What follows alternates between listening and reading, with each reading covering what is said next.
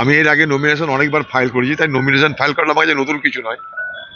তবে এতদিন বারবার করে লোকসভায় নমিনেশন ফাইল করতাম এমপি ইলেকশনে ৯৯ সাল থেকে। কারণ ৯৬ সালে আমি নিজে নমিনেশন ফাইল করতে পারিনি, আমার হয়ে কোনো অথরাইজড পার্সন করেছিল। ৯৯ সাল থেকে নিজে নিজে নমিনেশন ফাইল করেছি।